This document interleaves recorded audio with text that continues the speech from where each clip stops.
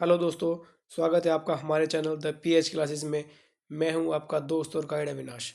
साथियों, जैसा कि आप सभी जानते हैं कि सी टेट 2026 की जो सीरीज़ है हम लोगों ने तैयार की हुई है और इसी के रिगार्डिंग हम लोग अपनी प्रिपरेशन भी कर रहे हैं।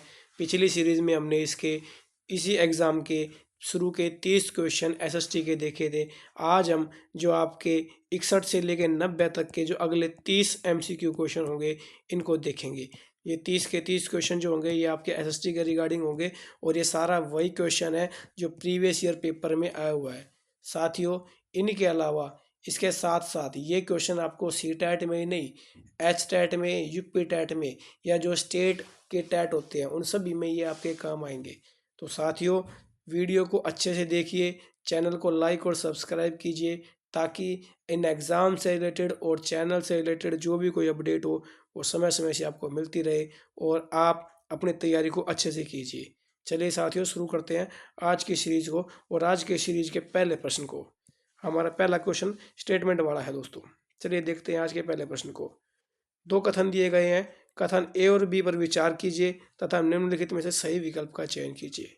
पहला कथन है साथियों, योगात्मक आकलन। जो योगात्मक आकलन जिसको कि आपका समेटिव असेसमेंट बोलते हैं। आपने साइकोलॉजी में समेटिव असेसमेंट और फॉर्मेटिव असेसमेंट पढ़े होंगे ना, तो ये वही समेटिव और फॉर्मेटिव असेसमेंट के हिसाब से है। योगात्मक आकलन के बारे में बताना है कि शिक्षण अधिगम प्रक्रिया के शुरू से अंत तक विद्यार्थी की परीक्षण करता है, निरीक्षण करता है। तो क्या ये सही है या नहीं है, आपको ये बताना है। ठीक है। दूसरा, रचनात्मक आकलन जो है वो पाठ्यक्रम के अंत में होता है। तो देखो दोस्तों, मैं आपको बताता हूँ। एक आपका समेटिव असेसमेंट होता है और एक आपका फॉर्मेटिव असेसमेंट होता है। ठीक है, यहाँ पे दोनों को इंटरचेंज कर दो, ये हो जाएगा आपका सही उत्तर। ठीक है। समय फॉर्मेटिव असेसमेंट जो होता है ना, जो योगात्मक ये रचनात्मक आंकलन बोलते हैं, ये जो होता है ये साल के अंत में नहीं होता, ये बीच बीच में होता ही रहता है, होता ही रहता है। इसको जब आपने कभी साइकोलॉजी पढ़ी होगी तो उसमें आप एक एग्जांपल इसे ले सकते हैं कि जब कोई महिला घर में खाना बनाती है, रसोई में खाना बनाती है, तो बीच बीच में चेक करती रहती है एक बार कि भाई उसने नमक तो ज़्यादा नहीं हो गया या नमक कम तो नहीं रह गया। तो अपनी डिश को बनाते बनाते बीच में चेक करना, ये तो होता है आपका फॉर्मेटिव असेसमेंट। इसको ऐसे समझ लो। और समेटिव असेसमेंट क्या होता है? समेटिव असेसमेंट होता है आपका कि जब आपने पूरे साल कुछ पढ़ा और साल के आखिर में आपका पेपर दिया। तो साथियों, दोनों गलत हो जाएंगे, तो ये आपका ए और बी दोनों गलत हो गए यहाँ पे। ठीक है। मैं आपको फिर बता दूं, फॉर्मेटिव असेसमेंट आप ऐसे याद रखना कि जब भी बीच बीच में आपका यूनिट टेस्ट होते हैं, आपका फर्स्ट टर्म होता है, सेकंड टर्म होता है, ये सब आपका फॉर्मेटिव असेसमेंट में आता है। और समेटिव असेसमेंट जो होता है ये आपका जो आपके साल के आखिर में आपका एक बार पेपर होता है, ये वो आता है। चलिए साथियों, आगे चलते हैं आज के दूसरे प्रश्न पर। आज का दूसरा प्रश्न साथियों ये है, निम्नलिखित में से कौन सा प्रश्न आलोचनात्मक चिंतन को बढ़ावा देता है? आलोचनात्मक चिंतन बताना भैया आपको। देखो, तो इसके अंदर आप देखोगे कि वे विभिन्न तरीके क्या है जिनके द्वारा सरकार सभी को स्वास्थ्य सेवाएं प्रदान करने हेतु कदम उठा सकती है, चर्चा कीजिए। क्या इस प्रश्न में कहीं पर भी आपको आलोचनात्मक चिंतन को बढ़ावा देना लग रहा है? जी हाँ, बिल्कुल लग रहा है। आगे, अमेजन की तुलना में गंगा नदी में प्रदूषण मानव जीवन को व्यापक रूप से प्रभावित करेगा। कथन की जांच करें। जी हाँ, इसमें भी क्रिटिकल थिंकिंग की बात हो रही है, तो ये भी आपका हो जाएगा। ब्राजील एवं भारत की भू आकृति के बीच में भेद ज्ञात कीजिए। यह नहीं होगा भाई। हिमालय की महत्वपूर्ण विशेषताओं का वर्णन कीजिए। ये भी नहीं होगा, ये आपका ज्ञान का आ गया, केवल क्रिटिकल इसके अंदर नहीं है। मुगल प्रशासन में जमींदार की भूमिका क्या थी? ये भी आपका ज्ञान पे आ गया। क्रिटिकल जो चिंतन था वो नहीं था, पहले और दूसरे में क्रिटिकल था। तो आपका जो उत्तर हो जाएगा वो हो जाएगा दूसरा, केवल ए और बी आपका सही उत्तर हो जाएगा। आगे चलते हैं साथियों इस सीरीज के अगले क्वेश्चन पे। खेतीहर मजदूरों को दी जाने वाली कम मजदूरी के कारण का चुनाव कीजिए। खेतीहर मजदूरों के बारे में आपने पढ़ा होगा, इनको जो कम मजदूरी मिलती है इसका कारण क्या है? वे बाजार में मिल रही मजदूरी से संतुष्ट है। गलत भाई। वे कुशल नहीं होते। क्यों नहीं होते? बिल्कुल कुशल होते हैं। वे एक नियमित काम के लिए भूमि मालिकों पर निर्भर होते हैं। जी हाँ, ये एक नियमित काम के लिए ही भूमि मालिकों पर निर्भर होते हैं। इनमें से अधिकांश लोगों के पास अपनी जमीन नहीं होती। कुछ हद तक साथियों ये भी ठीक है, लेकिन मैं आपको बता दूं जो आपका टू द बेस्ट आंसर होता है, चारों ऑप्शन में से जो बेस्ट आंसर कहलाता है वही आपका उत्तर की में मिलेगा, और इसमें इसकी में इसका उत्तर तीसरा दिया हुआ है। चलिए आगे चलते हैं। छात्रों के लिए सामाजिक विज्ञान पाठ्यक्रम के गतिविधियों को और अधिक आकर्षक बनाया जा सकता है। कैसे बताया जा सकता है भाई? व्याख्यान के पक्ष में आलोचनात्मक सोच और चर्चा को कम करने से, प्रौद्योगिकी और मल्टीमीडिया संसाधनों को शामिल करने से, केवल सबसे महत्वपूर्ण ऐतिहासिक घटनाओं और आंकड़ों पर ध्यान केंद्रित करने से। देखो जहां केवल आ गया ना, इसको तो बिल्कुल ही काट दो, ये तो बिल्कुल नहीं होएगा। तथ्यों और आंकड़ों को याद करने पर जोर देने से, नहीं जोर नहीं देना भी, रोटेशन भी नहीं चलेगी, यहाँ रटने पे बल नहीं देना, तो ये तो आपके बिल्कुल कट गए। अगला है व्याख्यान के पक्ष में आलोचनात्मक सोच और चर्चा कम करने में, ये भी नहीं होगा, तो आपका बी जो है इसका उत्तर ये हो जाएगा सही। हम इंफॉर्मेशन टेक्नोलॉजी और मल्टीमीडिया की हेल्प से इसको काफ़ी इंटरेस्टिंग बना सकते हैं सोशल साइंस को पढ़ने में। आगे चलते हैं आज के सीरीज के 5वें प्रश्न पर। चार्ट है भाई, इसको मिलाना है, चार्ट में से आपको बताना है कौन कौन सा है। विवरण चार्ट कौन सा होता है? देखो विवरण चार्ट होता है जो कि ऐतिहासिक विकास को दर्शाता है।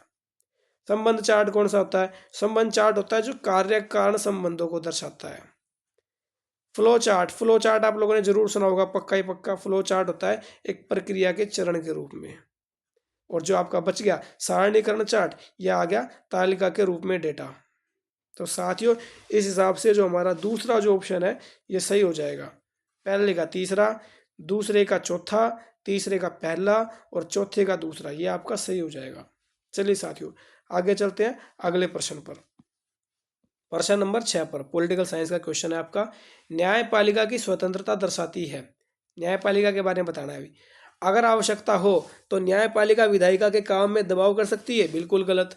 न्यायपालिका बिल्कुल स्वतंत्र है, विधायिका अपने आप में स्वतंत्र है, दोनों को एक दूसरे पे दबाव नहीं बना सकती।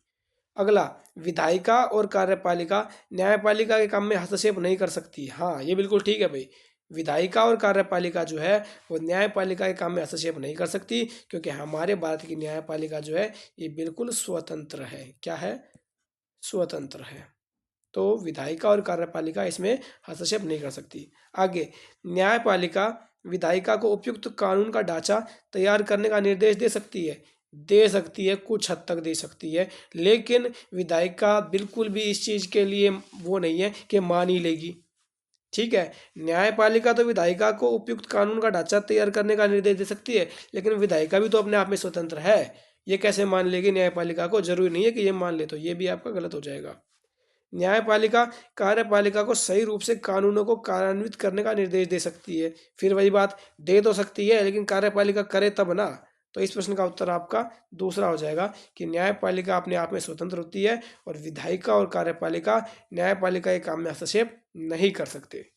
चलिए साथियों आगे चलते हैं अगले प्रश्न पर, 7वें प्रश्न पर आज की सीरीज के। सामाजिक विज्ञान विषय की प्रकृति के संबंध में निम्न में से कौन सा कथन सही है? आपको बताना है कौन सा कथन सही है। सामाजिक विज्ञान एक गत्यात्मक विषय है जो वाद विवाद और परिचर्चा को उत्पन्न करता है। हाँ भाई बिल्कुल ठीक है। ये सामाजिक विज्ञान जो है ना, देखो गत्यात्मक के बारे में आपको बता दूं, एक डायनामिक सब्जेक्ट है। ये सच है कि social science is a dynamic subject. ठीक है, ये वाद विवाद और परिचर्चा को उत्पन्न करता है। दूसरा, सामाजिक विज्ञान में केवल व्यक्तिगत मानवीय संबंधों पर विचार किया जाता है, न कि व्यक्तिगत कार्यों के लेखे जोखे पर विचार किया जाता है। ये गलत हो गया भाई, ऐसा नहीं होता। आगे, सामाजिक विज्ञान मुख्य रूप से अंतर विषयी है जिसका केंद्र बिंदु खोज और प्रयोग है। बिल्कुल सही है भाई। सामाजिक विज्ञान जो है, देखो मैं आपको बता दूं, सामाजिक विज्ञान जो है ये एक प्रकार से इंडिविजुअल एक्शन तो करता ही है, ये इंटरडिसिप्लिनरी सब्जेक्ट भी है। इंटरडिसिप्लिनरी सब्जेक्ट भी है ये। ठीक है, तो याद रखिएगा। चौथा, सामाजिक विज्ञान का क्षेत्र बहुत ही संकुचित है, इसलिए यह केवल प्राथमिक स्तर पर पढ़ाने के योग्य है। बिल्कुल गलत है साथियों। तो आपका पहला और सी सही हो जाएगा, तो दूसरा जो है आपका सही उत्तर हो जाएगा साथियों। चलिए आगे चलते हैं अगले प्रश्न पर, आज की सीरीज के 8वें प्रश्न पर। शिक्षक द्वारा सामाजिक विज्ञान के प्रश्न पत्र में 60% भार खुली राय वाले प्रश्नों को दिया जाता है। इस नीति के माध्यम से शिक्षक छात्रों के किस कौशल को जांचना चाहता है? देखो भाई, क्वेश्चन में दिया गया है कि 60% weightage is given by the teacher to open ended questions in a social science question paper. Open ended question paper क्या होते हैं? ओपन एंडेड वो होते हैं जिसके अंदर कोई एक फिक्स आंसर नहीं होता, कोई भी आंसर हो सकता है। ठीक है, तो इसमें से आपका बताना है कि शिक्षक जो है छात्र के किस कौशल को जांचना चाहता है। पहला, केवल लेखन कौशल को जांचना चाहता है? नहीं, लेखन को नहीं जांचना चाहता, खाली लेखन को तो नहीं जांचना चाहता। अंतर्वैयक्तिक कौशल, अंतर्वैयक्तिक कौशल भी नहीं है भाई। तार्किक चिंतन एवं सृजनात्मक कौशल, ये बिल्कुल ठीक हो जाएगा। ये आपका लॉजिकल थिंकिंग और क्रिएटिव स्किल को जांचने के लिए सही दे रखा है। और चौथा है अनुप्रयोगात्मक एवं प्रस्तुति कौशल, ये भी ठीक हो जाएगा। एप्लीकेशन एंड प्रेजेंटेशन स्किल्स, क्योंकि आंसर फिक्स नहीं था ना इसके अंदर, छात्र अपने हिसाब से और प्रश्न के हिसाब से कोई भी उत्तर दे सकता था। तो साथियों सी और डी इसका उत्तर हो जाएगा, तो तीसरा इसका सही उत्तर हो जाएगा। चलिए आगे चलते हैं। अगला प्रश्न आपका आरटी एक्ट 2009 से रिलेटेड है। निम्नलिखित में से किस पक्ष पर शिक्षा का अधिकार अधिनियम 2009 में मूल्यांकन कार्य विधियों के माध्यम की जो विधियां हैं इनके भाग को रूप में विचार किया गया है? बताना है भाई कि मूल्यांकन कार्य विधियों के भाग के रूप में विचार किया गया है। बताओ भाई। भारतीय संविधान में प्रतिष्ठापित मूल्य का अनुमोदन करने के लिए, ठीक है जी। परीक्षा में मुख्यतः योगात्मक आंकलन को सम्मिलित किया जाना चाहिए, गलत। खाली योगात्मक नहीं होगा, फॉर्मेटिव और असेसमेंट दोनों होंगे, फॉर्मेटिव भी और समेटिव भी। अगला, विद्यार्थियों की शारीरिक क्षमताओं का पूर्ण सीमा तक विकास करना, ये भी ठीक हो जाएगा। परीक्षाएं स्कूल परिसर में ही होती है, नहीं भाई, परीक्षाएं स्कूल परिसर में होती हैं ये ठीक है, लेकिन में ही होती है। देखो में ही, एक शब्द सही क्वेश्चन का अर्थ बदल गया पूरा। परीक्षाएं केवल स्कूल में ही नहीं होती, तो ए और सी आपका ठीक हो जाएगा। तो पहला जो है वो आपका सही उत्तर हो जाएगा इसके अंदर। चलिए साथियों आगे चलते हैं आज की सीरीज के अगले 10वें क्वेश्चन पर। दो कथन दिए हुए हैं, कथनों को पढ़ के आपको उत्तर देना है। पहला प्रश्न, कथन पहला है, लोकतांत्रिक समाज के सिद्धांतों की समकालीन चुनौतियां हैं जैसे कि व्यक्तिगत अधिकार और सामाजिक उत्तरदायित्व के बीच विवाद। यह आपका गलत हो जाएगा भाई, ठीक है। अच्छा एक मिनट, इसमें हम इंग्लिश में पढ़ते हैं जरा। हाँ, contemporary challenges to the principles of a democratic society are conflicts such as those between individual rights and social responsibilities. सही है भाई ये वाला। देखो इंग्लिश में पढ़ने से ना कई बार क्वेश्चन जब आप कंफ्यूज हो तो हिंदी और इंग्लिश दोनों में पढ़ लिया करो। इसका ना ये सही हो जाएगा, ए ठीक हो जाएगा। अगला, सामाजिक विज्ञान कक्षा के भीतर लोकतंत्र की समस्याओं के अध्ययन में विद्यार्थियों को संलग्न रखने के लिए विवाद समाधान उपागम का प्रयोग किया जा सकता है। दोनों ठीक है भाई, ये वाला भी ठीक है, ये वाला भी ठीक है। तो हमारा जो दूसरा ऑप्शन है ए और बी वो ठीक हो जाएगा। चलिए आगे चलते हैं। भारतीय संविधान निर्धारित करता है क्या? सामाजिक आंदोलनों में उन लोगों जो सरकार को चुनौती देना चाहते हैं कि भागीदारी के लिए नियम, बिल्कुल गलत, कोई नियम नहीं है ऐसा संविधान में। अगला, राष्ट्रीय पाठ्यचर्या रूपरेखा, ये भी गलत, इसका संविधान में कोई लेना देना नहीं है, ये आपका एनसीएफ में और एनईपी में आता है। बुनियादी कानून या नियम जिनका पालन सभी को करना होता है, बिल्कुल सही। आपके जितने भी fundamental rights and fundamental duties हैं उनके बारे में संविधान में लिखा गया है। धार्मिक संस्थानों की संरचना, इसके बारे में भी संविधान में कुछ नहीं कहा गया है, क्योंकि हमारा जो देश है ये धर्मनिरपेक्ष देश है, इसमें किसी एक धर्म के बारे में कुछ नहीं कहा गया। तो साथियों इस प्रश्न का उत्तर आपका सी हो जाएगा, तीसरा। बुनियादी कानून और नियम जिनका पालन सभी को करना होता है, भारतीय संविधान इसको निर्धारित करता है। चलिए आगे चलते हैं 12वें प्रश्न पर। भारत में पंचायती राज संस्थाओं की स्थापना करने का उद्देश्य डैश उपार्जित करना था। पंचायत राज संस्थानों की स्थापना क्यों की गई थी भाई? बताओ। सहभागिता द्वारा शासन करना, ये ठीक है। सांस्कृतिक एक रूपता, सांस्कृतिक एक रूपता के लिए पंचायतों का कोई मतलब नहीं था, ये नहीं होगा जी। लोकतांत्रिक विकेंद्रीकरण, ये ठीक हो जाएगा भाई।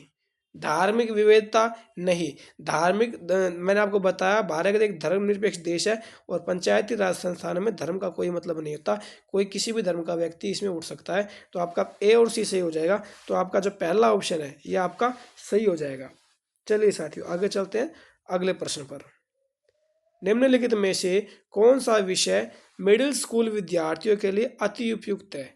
मिडिल स्कूल यानी कि क्लास 6 से लेकर क्लास 8 तक के लिए, ठीक है, इसके लिए कौन सा जो है ये अति उपयुक्त है?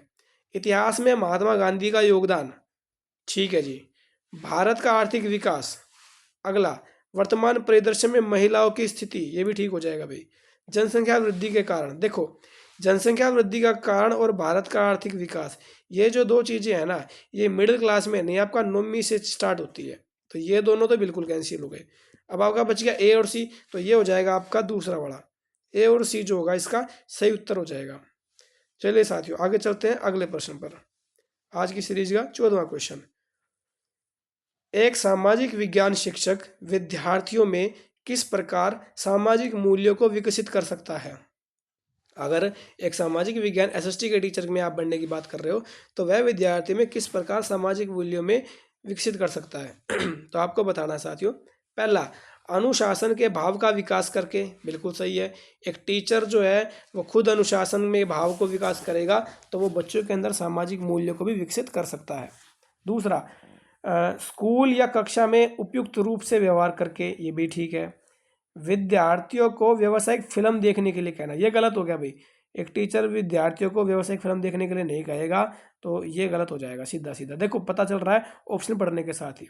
अगला, कक्षा या फिर स्कूल परिवेश में उपयुक्त लोकतांत्रिक मूल्यों का पालन करके, ये भी ठीक है। पहला दूसरा चौथा सही हो जाएगा, तीसरा गलत हो जाएगा।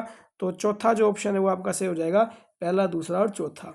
चलिए आगे चलते हैं अगले क्वेश्चन पे, आज की सीरीज का 15वां क्वेश्चन पे। निम्नलिखित में से कौन सी शिक्षण विधियां सामाजिक विज्ञान में आ रही चुनौतियों से पार पाने के लिए उपयुक्त है। बताओ भाई, इसमें आपका सीधा सीधा पैडागोगी का ये क्वेश्चन है। और अगर आपने साइंस में एसएसटी के या चाइल्ड साइकोलॉजी के प्रिंसिपल्स पढ़े होंगे तो उसमें आप इसका उत्तर दे सकते हो। देखो पहला है आपका इसका विशिष्ट से असामान्य तक, ठीक है, ये हो जाएगा भाई। दूसरा, जटिल से सामान्य तक, नहीं जटिल से सामान्य नहीं होगा, ये आपका विशिष्ट से सामान्य तक होगा। तीसरा, ज्ञात से अज्ञात तक, ये ठीक हो जाएगा भाई, नॉन टू अननोन। और चौथा है विश्लेषण से संश्लेषण तक, एनालिसिस से सिंथेसिस तक, ये भी सही हो जाएगा। तो पहला, सी और डी तीन ठीक हो गए, तो आपका चौथा जो है ये आपका सही उत्तर हो जाएगा इसके अंदर। ठीक है, जटिल से सामान्य नहीं होता बल्कि सामान्य से जटिल होता है, ये भी मैं आपको बता दूं। चलिए आगे चलते हैं अगले प्रश्न पर, 16वें क्वेश्चन पर। सामाजिक विज्ञान कक्षा में शिक्षण में द्वंद्वात्मक उपागम के प्रयोग से क्या तात्पर्य है। पहले तो द्वंद्वात्मक उपागम पढ़ लो क्या होता है। ये होता है जी आपका डायलेक्टिक अप्रोच, ठीक है, ये होती है आपकी द्वंद्वात्मक उपागम।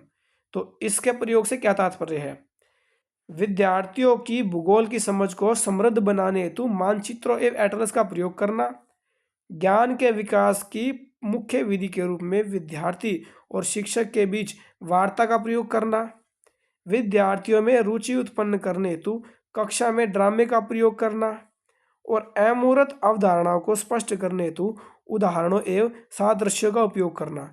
तो साथियों जो आपका देखो ये दूसरा जो है ना, using dialogue between student and teacher as the main method of knowing generations, ये आपका सही हो जाएगा। दूसरा जो है आपका सही उत्तर हो जाएगा इसके अंदर, ठीक है।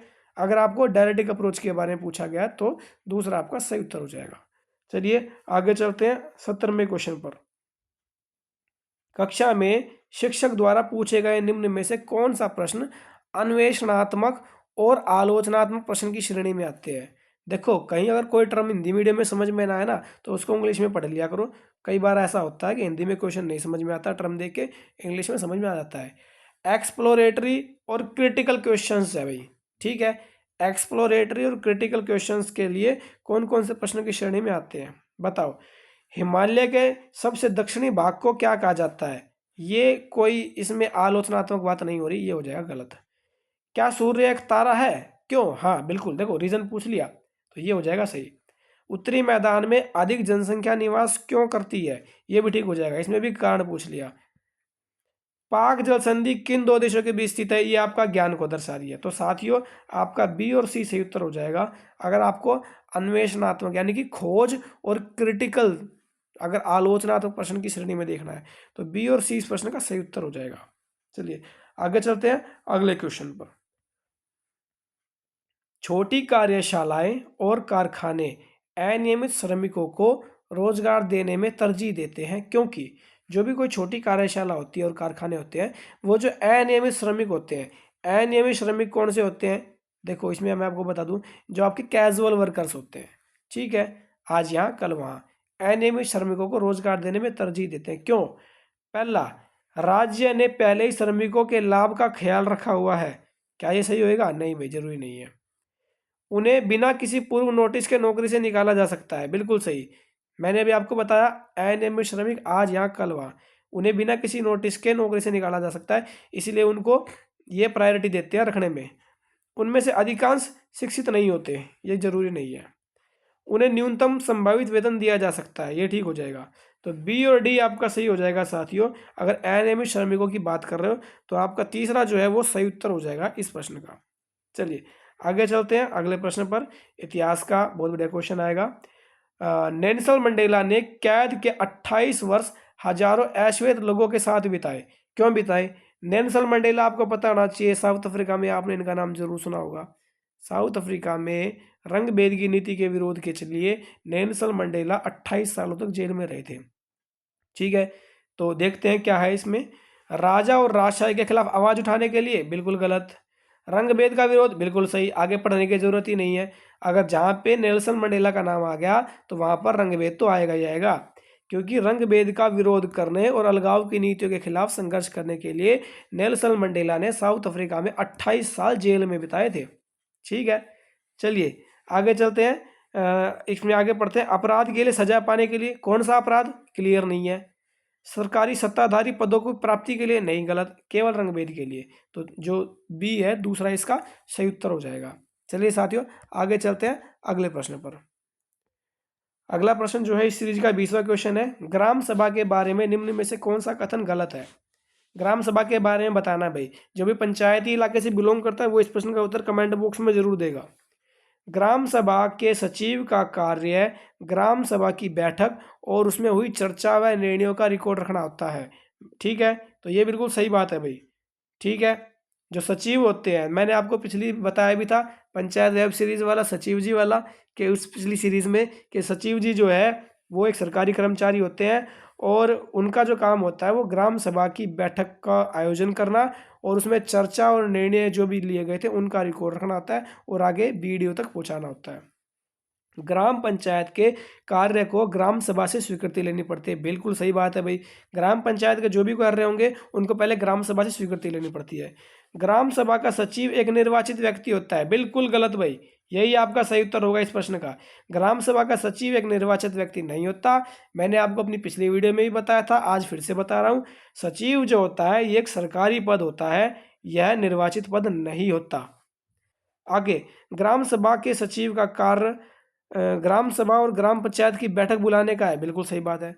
तो देखो इसमें पूछा था कौन सा कथन गलत है, तो गलत हो गया हमारा ये सचिव वाला, कि सचिव जो होता है वो सरकारी व्यक्ति होता है, निर्वाचित व्यक्ति नहीं होता है। तो इस प्रश्न का उत्तर आपका तीसरा हो जाएगा। ठीक है, आगे चलते हैं अगले प्रश्न पर। 19वीं शताब्दी के दौरान आधुनिक आदिवासी इतिहास में कौन सा धर्म एक बहुत ही महत्वपूर्ण धर्म के रूप में उभरा? तो साथियों मैं आपको बता दूं, 19वीं शताब्दी के दौरान जो आपका क्रिश्चियन धर्म था, क्रिश्चियनिटी यानी कि इस्लाम धर्म जिसको बोलेंगे, इस्लाम धर्म जो था ये एक बहुत ही महत्वपूर्ण धर्म के रूप में उभरा। ठीक है, आगे चलते हैं अगले प्रश्न पर। यह आपका आ गया साथियों अगला प्रश्न। 1909 में बने गवर्नमेंट ऑफ इंडिया एक्ट ने कुछ हद तक भारत में निर्वाचित प्रतिनिधित्व की व्यवस्था को मंजूरी दी थी। 1909, मार्ले मिंटो सुना होगा ना भाई आप लोगों ने, हिस्ट्री जब आप पढ़ेंगे तो मार्ले मिंटो के बारे में जरूर पढ़ेंगे कि मार्ले मिंटो जो एक्ट था ये आपका 1909 में आया था। ठीक है, तो 1909 में बना government of India act, Morley Minto जो एक्ट था, इसने कुछ हद तक भारत में निर्वाचित प्रतिनिधित्व की व्यवस्था को मंजूरी दी थी। क्या ये सही है या गलत है? भाई सही उत्तर है बिल्कुल। दूसरा, 1909 के गवर्नमेंट ऑफ इंडिया एक्ट द्वारा सभी वयस्कों को वोट डालने का अधिकार दिया गया था, गलत। सभी वयस्कों को वोट डालने का अधिकार नहीं दिया गया था, लेकिन हाँ 1909 में मार्ले मिंटो जो एक्ट था इसने कुछ हद तक भारत में निर्वाचित प्रतिनिधित्व की व्यवस्था को मंजूरी दी थी। तो साथियों इस प्रश्न का उत्तर केवल पहला होगा, दूसरा इस प्रश्न का उत्तर सही हो जाएगा, केवल ए सही है। चलिए आगे चलते हैं साथियों अगले प्रश्न पर, क्वेश्चन नंबर आपके आज की सीरीज के 23वां क्वेश्चन पर। सामाजिक विज्ञान में समालोचनात्मक सोच महत्वपूर्ण है क्योंकि, बताओ भाई, अगर आप सामाजिक विज्ञान पढ़ रहे हो तो उसके अंदर समालोचनात्मक सोच महत्वपूर्ण है क्यों? क्योंकि यह छात्रों को परीक्षा पास करने में मदद करती है। नहीं भाई, गलत। इसका परीक्षा पास करने का समालोचनात्मक सोच से क्या लेना देना। अगला, यह छात्रों को सही उत्तर का अनुमान लगाने की अनुमति देती है। ये भी गलत भाई। अगला, यह छात्रों को अधिक आसानी से जानकारी याद रखने में मदद करती है। गलत भाई। यह छात्रों को उच्च स्तरीय सोच के लिए तैयार करती है। हाँ, ये ठीक है। जो सामाजिक विज्ञान में अगर आप समालोचनात्मक सोच के बारे में बात करेंगे तो यह छात्रों को उच्च स्तरीय सोच के लिए तैयार करती है। अगला, यह समस्या समाधान करने की क्षमता को प्रोत्साहित करती है। बिल्कुल ठीक। तो साथियों, आपका डी और ई बिल्कुल सही है। तो पहला जो उत्तर है ये आपका सही हो जाएगा। केवल डी और ई ठीक है, बाकी सामाजिक विज्ञान जो है ये आपको पेपर पास करने में या अनुमान लगाने में या जानकारी याद रखने में हेल्प नहीं करती है। चलिए आगे चलते हैं अगले प्रश्न पर, आज की सीरीज के 24वें प्रश्न पर। भारतीय राज्यों और केंद्र शासित प्रदेशों में निर्धनता की प्रवृत्तियों एवं उनके तुलनात्मक अध्ययन को समझने हेतु सर्वोत्तम शिक्षण अधिगम प्रणाली कौन सी है? तो बताओ साथियों, ब्रेनस्टॉर्मिंग, फील्ड ट्रिप, डिबेट या फिर सेकेंडरी डाटा एनालिसिस। तो इस प्रश्न का उत्तर हो जाएगा आपका सेकेंडरी डाटा एनालिसिस। चौथा जो है द्वितीयक आंकड़ों का विश्लेषण, ये आपका सही हो जाएगा इस प्रश्न का उत्तर। ठीक है, जब भी आप इस चीज़ को देखते हो तो इसमें आपका सेकेंडरी डाटा एनालिसिस का सही उत्तर हो जाएगा। चलिए आगे चलते हैं अगले प्रश्न पर, क्वेश्चन नंबर आज के 25 पर। निम्नलिखित में से कौन सा प्रश्न संज्ञानात्मक क्षमताओं के मूल्यांकन पक्ष को आंकते हैं? कौन सा प्रश्न है भाई जो कि संज्ञानात्मक क्षमताओं के मूल्यांकन पक्ष को आंकते हैं? तो सबसे पहले आपको ये पता होना चाहिए कि संज्ञानात्मक क्षमताएं कौन सी होती है।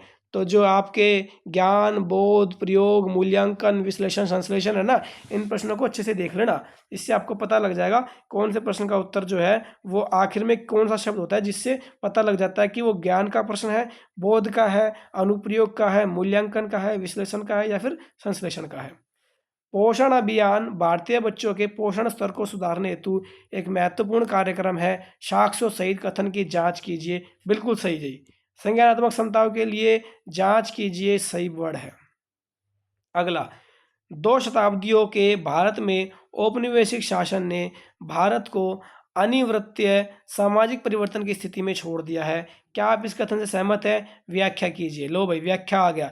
जहाँ भी व्याख्या और जांच मिल जाए ना, ये आपके संज्ञानात्मक क्षमता को दर्शाते हैं। ये भी आपका सही हो जाएगा। आगे, जन धन योजना की महत्वपूर्ण विशेषताओं का वर्णन कीजिए। नहीं, वर्णन जो है वो संज्ञानात्मक में नहीं आता।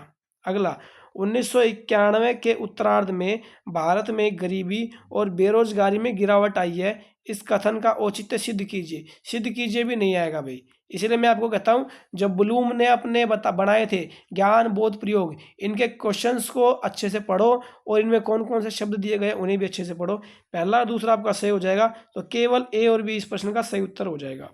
चलिए साथियों आगे चलते हैं आज की सीरीज के 26वें क्वेश्चन पे। शिक्षिका अपनी कक्षा के बच्चों को 4 समूहों में विभाजित करके जल के स्रोतों के नाम लिखने को देती है। एक टीचर है जो अपनी क्लास के बच्चों को 4 समूहों में विभाजित करती है और फिर जल के स्रोतों को नाम लिखने को देती है, और उसके बाद प्रत्येक समूहों से जल के स्रोतों पर चर्चा भी करती है। पाठ योजना के 5E उपागम के तहत वह निम्न में से कौन सा सबसे पहले प्रयोग करेगी? तो देखो, आपने 5 ही पढ़े होंगे। एक तो आपका इंगेज होता है, दूसरा एक्सप्लोर होता है, तीसरा आपका एवोल्यूट होता है, चौथा आपका एक्सप्लेन होता है। तो इसके अंदर चारों दे रखे हैं, तो इसमें आपका जो एंगेज होगा ना, ये सही उत्तर हो जाएगा। संलग्न करना। देखो, शिक्षिका ने क्या करा, 4 समूहों में बच्चों को बांटा और उसके बाद हर ग्रुप से जल के स्रोतों पे चर्चा भी कर रही है। तो एंगेज किया ना इसने स्टूडेंट्स को, तो इसका आपका पहला उत्तर सही हो जाएगा। चलिए आगे चलते हैं साथियों अगले प्रश्न पर। एक शिक्षिका चाहती है कि छात्र ग्राम पंचायत जैसे सरकारी निकायों के कामकाज को समझे। एक टीचर जो है वो ये चाहती है कि छात्र जो है वो ग्राम पंचायत जैसे सरकारी निकायों के कामकाज को समझे। तो निम्नलिखित में से कौन सा आंकड़े संग्रहण का स्रोत प्रत्यक्ष और प्रमाणिक जानकारी प्रदान करेगा? बताओ भाई। तो देखो साथियों, मैं आपको बता दूं, खाली इसी प्रश्न में नहीं, जब कभी भी आप साइकोलॉजी पढ़ोगे या पैडागोगी पढ़ोगे, तो बीइंग ए टीचर, जहाँ कहीं भी आपको बच्चों को प्रत्यक्ष पढ़ाना हो, देखो इसके अंदर एक प्रत्यक्ष वर्ड आ गया। ठीक है। मैं इसको ना इस क्वेश्चन से पहले मैं आपको एक एग्जांपल जरूर देना चाहूँगा। मान लीजिए आपको एक बच्चे को एक पौधे की अपनी क्लास में पढ़ाना है कि पौधा कैसे बड़ा होता है। तो इसके लिए आप क्या करोगे? क्या आप पौधे के बारे में ज्ञान दोगे, या पौधे के बारे में ब्लैक बोर्ड पे फोटो बनाओगे, या पौधे के बारे में ये कहोगे कि भाई सभी बच्चे जो है वो अपनी अपनी कॉपी में एक एक पौधा बनाओ? नहीं, आप पौधा लगा के दिखाओगे बच्चों को। तो फील्ड ट्रिप जो होता है वो बिल्कुल सही उत्तर होता है ऐसे प्रश्नों का। ठीक है। इस प्रश्न का उत्तर भी अध्ययन यात्रा ही होगा कि अगर आप चाहते हैं अपने बच्चों को कि ग्राम पंचायत के कार्य कैसे होते हैं उनको जांचें, तो आपको बच्चों को वहां पे ले जाके दिखाना पड़ेगा, फील्ड ट्रिप करवानी पड़ेगी। फील्ड ट्रिप से ही बच्चा देखेगा कि किस प्रकार से पंचायत काम करती है, किस प्रकार से रजिस्टर और रिकॉर्डों का रखरखाव होता है, किस प्रकार से अलग अलग पद होते हैं, इन सब के बारे में बच्चा वहाँ जाके देखेगा। इसी प्रकार से जब अगर पौधे के बारे में बात आती है तो आपको बच्चे को पौधे के बारे में बताना नहीं है, खुद बच्चों को पार्क में लेके जाना है या स्कूल ग्राउंड में लेके जाना है और वहाँ पे एक पौधा लगा के दिखाना है बच्चों को, ताकि बच्चे उसको देखें और अपनी आंखों से पढ़ते हुए, मतलब उसको छूते हुए और पौधे को बढ़ते हुए देखें। ठीक है। तो फील्ड ट्रिप इस प्रश्न का सही उत्तर हो जाएगा। चलिए साथियों आगे चलते हैं आज की सीरीज के 28वें प्रश्न पर। एक धारणा कि विज्ञान के लिए एक तकनीकी दिमाग की आवश्यकता होती है और लड़कियां तथा महिलाएं तकनीकी चीजों से निपटने में सक्षम नहीं है, यह दर्शाती है। देखो बहुत ही बढ़िया क्वेश्चन आया हुआ है और सेम क्वेश्चन DSSB PRT का पोस्ट कोड 42/21 में भी आया था। बिल्कुल सेम क्वेश्चन आया था, इसलिए मैं आपको बता देता हूँ। ये बहुत अच्छा क्वेश्चन दे रखा है, साइकोलॉजी का ही क्वेश्चन है ये। ठीक है। जिसमें क्या बताया है कि अगर हम जहाँ पे कहते हैं कि लड़कियां और महिलाएं ये काम नहीं कर सकती, जहाँ पर भी ये बात आ गई कि लड़कियां और महिलाएं जो हैं वो इस चीज़ में लड़कों से पीछे है, आदमियों से पीछे है, इस चीज़ में वो निपटने में सक्षम नहीं है, तो हम एक प्रकार से स्टीरियोटाइप, रूढ़िवादी धारणा की बात कर रहे हैं। तो इस प्रश्न का उत्तर आपका बी हो जाएगा। ठीक है। साइकोलॉजी कहती है कि आदमी और औरत दोनों बराबर हैं और ऐसा कोई भी काम नहीं है जो महिलाएं नहीं कर सकती हो, बल्कि कुछ हद तक महिलाएं जो होती है ना वो कई कामों को आदमियों से ज़्यादा बेहतर तरीके से भी कर सकती है। साइकोलॉजी में कहीं कहीं ये भी सिद्ध हुआ है। तो साथियों मैं आपको बता दूं कि जहां भी रूढ़िवादिता की ऐसी बात आ जाए कि महिलाएं और लड़कियां जो हैं वो तकनीकी काम नहीं कर सकती, या फिर उन्हें मैथ नहीं आता, वो मैथ में वीक होती है, या खोज करने का काम नहीं कर सकती, जहां भी ऐसी बात आएंगी तो वहां पे स्टीरियोटाइप का बात हो जाएगा, रूढ़िवादिता धारणा जो है इस प्रश्न का उत्तर हो जाएगी। चलिए आगे चलते हैं साथियों आज की सीरीज के 29वें प्रश्न पे। एक क्षेत्रीय भ्रमण के लिए विद्यार्थियों में किस कौशल को पहले विकसित करना चाहिए? देखो फील्ड ट्रिप ले जा रहे हो बच्चों को, अगर आप बच्चों को कहीं पे फील्ड ट्रिप पे ले जा रहे हो तो which is the first skill to be developed among students? अगर आप बच्चों को सबसे पहले फील्ड ट्रिप पे ले जा रहे हो तो बच्चों के अंदर कौन सा जो कौशल है वो विकसित करना चाहोगे? तो दोस्तों इस प्रश्न का उत्तर हो जाएगा ऑब्जर्वेशन स्किल। तीसरा अवलोकन कौशल। देखो बच्चा जब जाएगा ना तो चीज़ों को देखेगा। फील्ड ट्रिप का मतलब ही क्या होता है? फील्ड ट्रिप का मतलब होता है लाइव जाके देखना, प्रत्यक्ष रूप से। जब बच्चों को आप लेके जाओगे बीइंग ए टीचर, तो आप ये उम्मीद करोगे कि हर बच्चा ध्यान से देखे, ऑब्जर्व करे। तो ये जो अवलोकन कौशल है यही आप सबसे पहले बच्चे के अंदर विकसित करना चाहोगे। चलिए साथियों आगे चलते हैं और आज की क्लास के अंतिम क्वेश्चन को देखते हैं। आज की क्लास का अंतिम क्वेश्चन ये है कि रोहित ने पाया कि उसकी कक्षा के कुछ बच्चे मानचित्र पर अक्षांश व देशांतर रेखाओं की स्थिति को स्पष्ट नहीं कर पाए। ठीक है। रोहित बीइंग ए टीचर आप लोगों ने देखा कि आपकी क्लास के कुछ बच्चे जो हैं वो मानचित्र पे अक्षांश और देशांतर रेखाओं की स्थिति को स्पष्ट नहीं कर पाते हैं। बच्चों को इसमें सक्षम बनाने में मदद करने के लिए रोहित को क्या करना चाहिए? बताओ भाई क्या करना चाहिए? क्या उसको अप्लाइड रिसर्च करनी चाहिए, या उसको केस स्टडी करना चाहिए, या एम्पेरिकल रिसर्च करनी चाहिए, या एक्शन रिसर्च करनी चाहिए? तो साथियों एक्शन रिसर्च बिल्कुल सही हो जाएगा। क्रियात्मक अनुसंधान जो है यह इस प्रश्न का सही उत्तर हो जाएगा। ठीक है। बच्चे को अगर अक्षांश और देशांतर रेखाओं के बारे में नहीं है तो टीचर खुद करके उसको जब दिखाएगा, जब ग्लोब को उसके सामने रखेगा, मानचित्र में इसके बारे में बताएगा, ग्लोब को उसके सामने रखेगा, पूरे ग्लोब को बच्चे के सामने घुमाएगा और बच्चा उसके अंदर भूमध्य रेखा, देशांतर, अक्षांत, कर्क रेखा, मकर रेखा, इन सब रेखाओं को देखेगा तो बच्चा उस चीज़ को ज़्यादा अच्छे से समझ पाएगा। तो साथियों आज की इस वीडियो में हमने सीटेट 2026 को टारगेट रखते हुए आज के आपके एसएसटी के बहुत ही बेहतरीन 29 क्वेश्चंस को डिस्कस किया है जो ऑलरेडी आपके सीटेट के पेपर में आ रखे हैं। तो क्वेश्चन इनसे अलग नहीं आएगा कभी भी, इन्हीं क्वेश्चन में से घुमा फिरा के आते हैं। तो साथियों, आज की वीडियो में आपने देखा, वीडियो आपको पसंद आई होगी, चैनल को लाइक और सब्सक्राइब कीजिए, जुड़े रहिए हमारे चैनल से और उम्मीद करता हूं कि आपको हमारी क्लास पसंद आ रही होगी। आज की क्लास में केवल इतना ही, मिलते हैं आपको सीटेट की एक और अगली धुआंधार क्लास में। साथियों, आज की वीडियो के लिए इतना ही, धन्यवाद।